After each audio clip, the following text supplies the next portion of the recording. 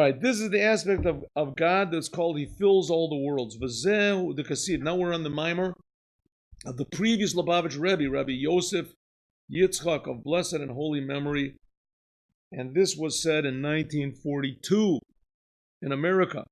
And he's talking about the giving of the Torah. And before we talk about the giving of the Torah, let's talk about Abraham, the first person to realize what the Torah was. This is 500 years before the Torah was given. That's what it says. Sa'u merum enechem. Oh, we did this. 1 second. Did we do that?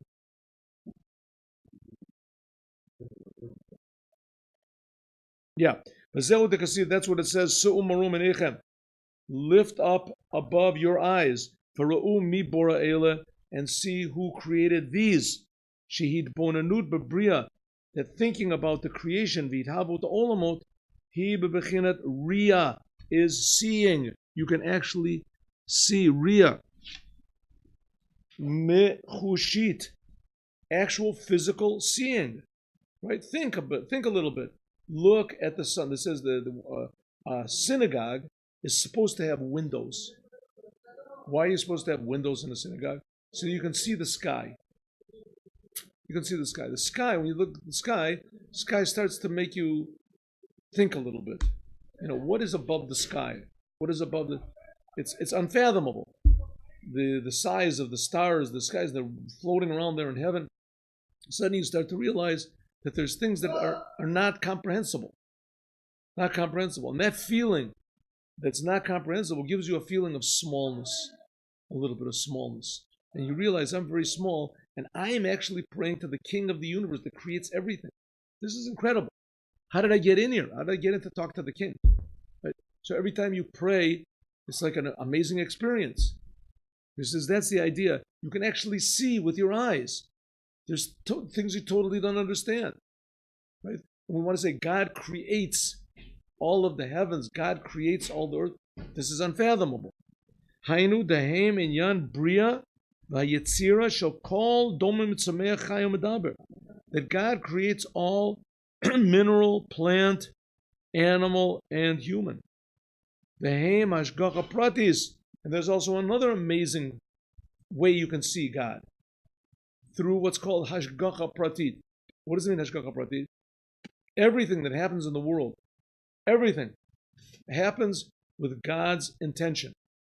And not only does it happen with God's intention, it happens because of a divine, huge plan. Everything is part of a huge and amazing plan. So every bug in the Amazon jungle has somehow or other a connection with what Trump and what Putin do, and a connection with what happens in the upper worlds with the angels, Malachi, Mechoel, and Gabriel, and what happens in the higher worlds than that, in the world of Bria with Chesed and Gevura. And everything in the whole world, everything in the whole universe, everything in all being is all attached together. It's all part of one huge, amazing, beautiful symphony of harmony and meaning and love of God. Incredible. That's called Hashgacha Pratit. So if you're driving in your car and somebody cuts you off, like happened to me yesterday, so you won't get mad like I did yesterday. You'll think the world is amazing part. It's all part of a huge plan. And that calms you down. Like I did yesterday. Right? What?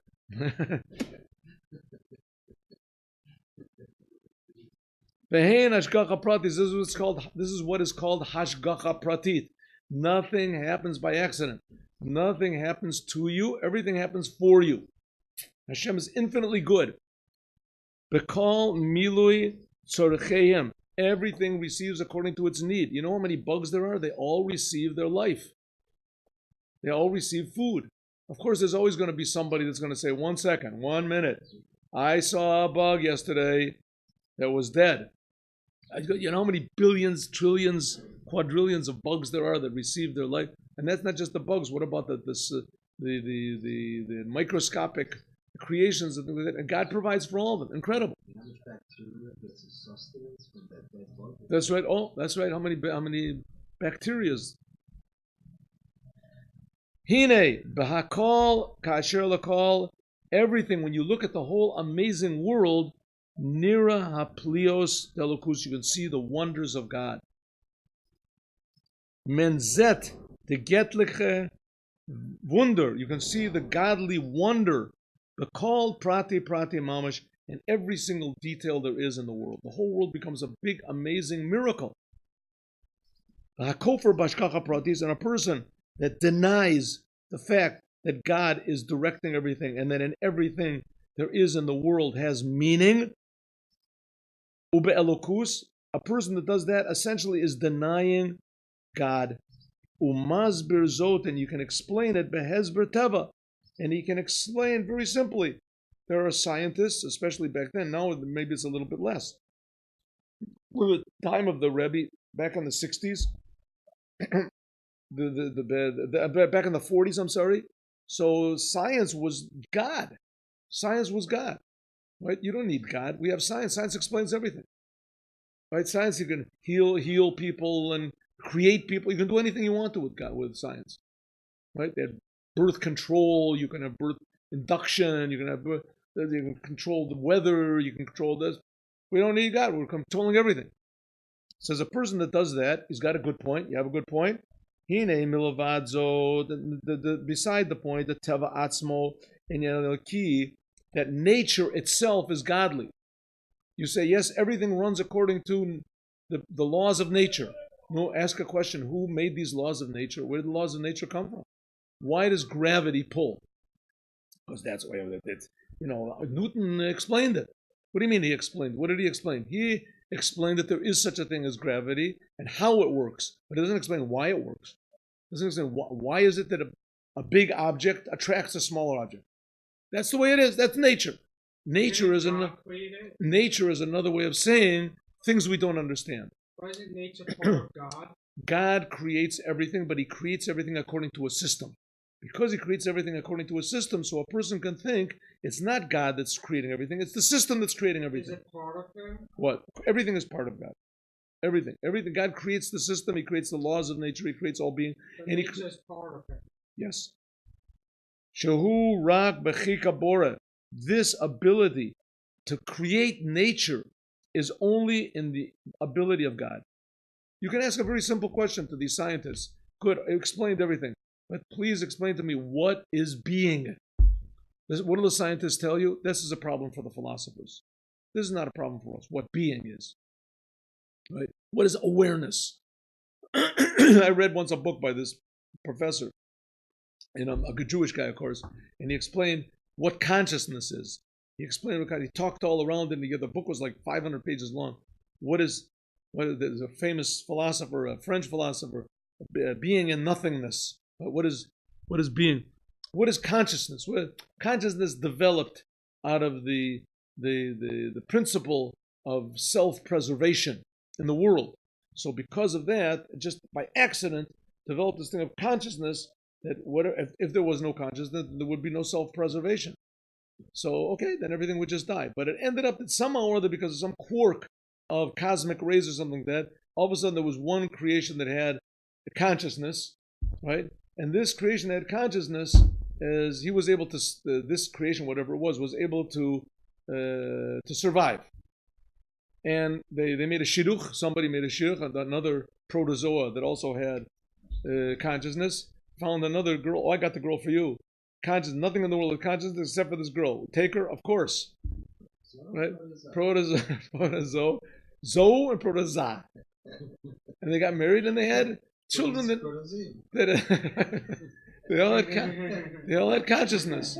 And from these protozoas that had consciousness eventually came Albert Einstein. Right? The ultimate protozoa. Ultimate protozoa. Okay. So it says Chika Bora Borachu Ladbia Benivroim Etivam. Good. Okay, but then you can get to the point where, yes, you believe that there's God, but God is not good, or God doesn't care, or God is removed, or God. All these require degrees of faith. But here the Rebbe is saying, no, let's just look at nature.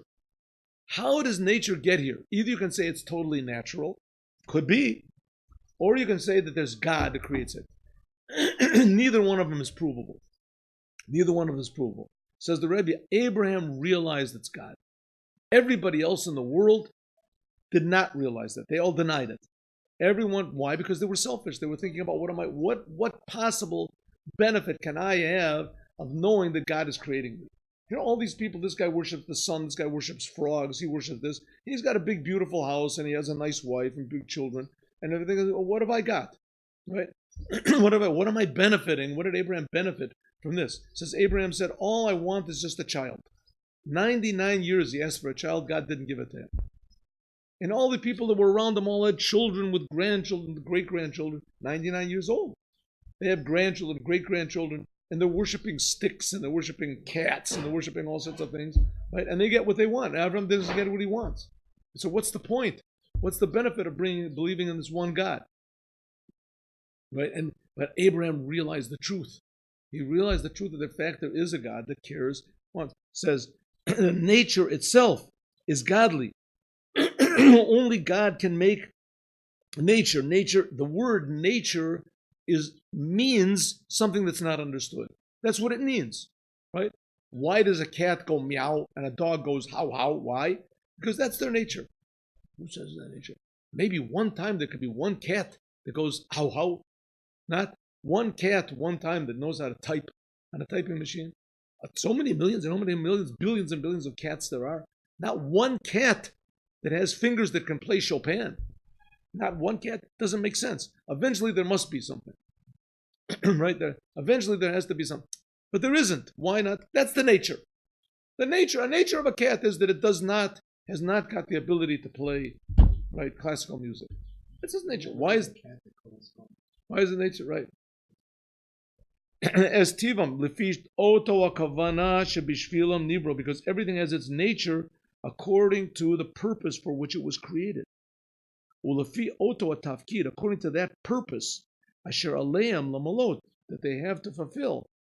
Hine, behold, levad zod. Not only that, not only does each creation have its nature that God put into it for some sort of a godly purpose, but in addition to this, Hari Hashgacha Pratit Hi Elokut. Revealed godliness is the interaction that occurs in the world. Velo Elokuta Mustar. This is revealed godliness and not godliness that is concealed. Because what do you think God is? God reveals himself. What's this going to be? A big light, a big fire, a big this? No, it says that people went to the Holy Temple. They saw God 3 times a year. They would see God. What would they see? What would they see? They would see that there's a creator. They would feel that they are being created. They would feel that they have a purpose. This is revealed godliness. It is not concealed. Hashgacha pratis is an offener getlachait, open godliness. Shenira lakal, that everyone can see. Asher moach bakadko, anybody who has a brain in his head can see that God is directing everything in the world.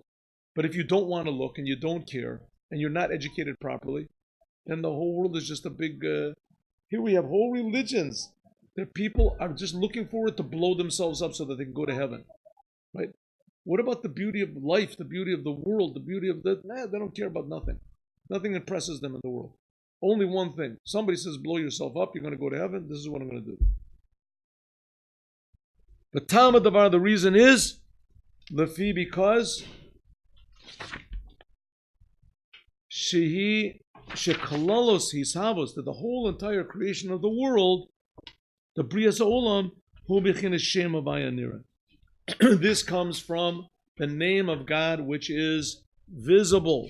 The name of God which is visible. You can look at the world and you can understand, wow, God is amazing. Look at all these stars. Look at this. Incredible. You can come to an appreciation of God if you want to. If you want to. If you don't want to, then of course not. Right? It has to come from us. But there's what to see, there's what to feel, there's what to realize, and especially in this thing of what we call divine direction. Everything comes in the world is directed and caused by God in the most amazing ways. Right? Sometimes things happen that are totally incredible. Here, this murder in the shul. This guy, the guy trained himself. He was whatever it is. I don't know what he was. Some sort of a terrorist. He trained himself. He had a gun that was an attack weapon, a semi-automatic. Obviously, he must have trained a lot. I mean, the guy loved guns. He loved this. And he broke into the place, and he had intention to kill everybody. He had enough magazines, and he had this, and he knew what he was doing. And he came in, and she shot one person, shot another guy's finger, and the gun jammed. How did the gun jam? How did the gun jam? So you say, why didn't it jam previously? Good question. Good question. Why didn't it? Right? But it's amazing. Like it says, any person who went through the Holocaust is alive today. It's a total miracle. How could it? What about all the people that died? Good question. Right? But the fact is, look at the miracles that there are in the world. Look at the incredible miracles. If a person is positive and he wants to lead a positive life, as he can look at the miracles, he can start to understand that there is a power behind these miracles that is totally incomprehensible. But he's creating the world, and not only creating the world, he's revealing himself in the interaction that occurs between different things. Right? Somebody cuts you off when you're driving in your car. This is an opportunity for you to act like a human being and not like an animal. Opportunity. Right? Amazing opportunity. You don't get this all the time. The Avram Avinu Alav Shalom, Abraham, our father of blessed memory, he began his service of God. He began his devotion to the creator of the universe to make this world a better place by first of all realizing Shem Hashem Anira. By first of all revealing the name of God which is visible. This is what's called the light of Memali Kalmin. Kabbalistically speaking, it is the light that fills all the worlds. That's what it means. Vayiven mizbeach l'Hashem anira elav. That's what it means that Abraham built an altar to the God that appeared to him. Appeared to him. That's the first level. And then after that, Allah bavoda. So Avram Avinu elevated himself. He went up in his service. Be'iloy achar iloy, and higher levels. Until he built an altar to a higher aspect of God. What could be higher than the aspect of God that he creates all the worlds? What? Hashem Stam. Shehu Shem Avaya Delayla. This is God, the name of God which is above. Mehava, which creates almond steaming, concealed worlds. The Lois Galin, concealed worlds which are not revealed. They're not even revealed to the prophets and not revealed to the worlds that are above the spiritual. What's above the spiritual? We'll talk about this, God willing, tomorrow.